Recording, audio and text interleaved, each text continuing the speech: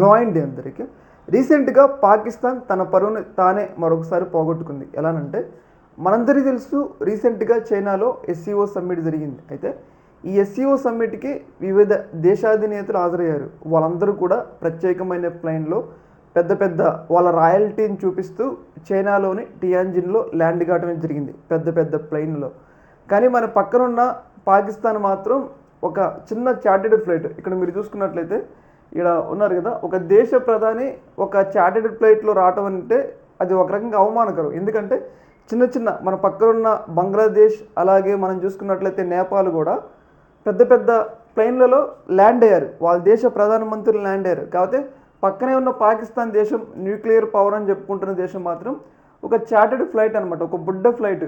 మన నరేంద్ర మోడీ గారు ప్లైన్ వచ్చేసి చూశారు కదా, బోయింగ్ 777 ఎయిర్ ఇండియా 1 అనమాట. రాయల్టీ అంటే మన నరేంద్ర మోడీ గారు చైనాలో దిగితే ఒక రాయల్టీగా ఉంది. కానీ పాకిస్తాన్ ప్రధానమంత్రి ఈ బుడ్డ చార్టెడ్ ఫ్లైట్లో దిగితే ఒక మున్సిపాలిటీ, రాయల్టీ వర్సెస్ మున్సిపాలిటీ ఉంది కదా, సేమ్ అదే అనమాట. అంటే ఒక దేశ ప్రధానమంత్రికి ఒక ఏరోప్లేన్ కూడా సప్లై, అంటే ఒక నాణ్యమైన ఒక పెద్ద ఏరోప్లేన్లో కూడా సప్లై చేయలేని దేశం పాకిస్తాన్ అని చెప్పేసి మనకైతే క్లియర్గా అర్థమవుతుంది.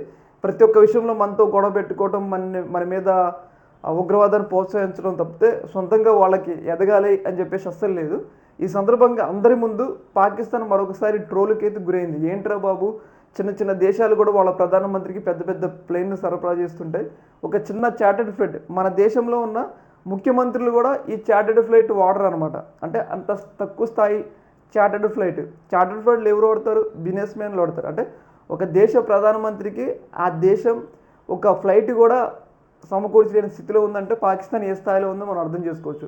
మన నరేంద్ర మోడీ గారు ప్లేన్ చూశారు కదా, ఎయిర్ ఇండియా 1 ఒక రాయల్టీ లుక్లో ఉంది. ఏదేమైనా కానీ మన్ని ఏమంటారు, మన మీద పోటీకి రావాలి అని చెప్పేసి పాకిస్తాన్ ఎంత ప్రయత్నిస్తుందంటే ప్రపంచం ముందు పాకిస్తాన్ అంత నవ్వులు పాలవుతుందని చెప్పేసి మనకైతే క్లియర్గా అర్థమవుతున్నాము. ఈ యొక్క అంశంలో మీ యొక్క అభిప్రాయాన్ని కింద కామెంట్లో తెలియజేయండి. ఓకే మరి, థ్యాంక్ యూ.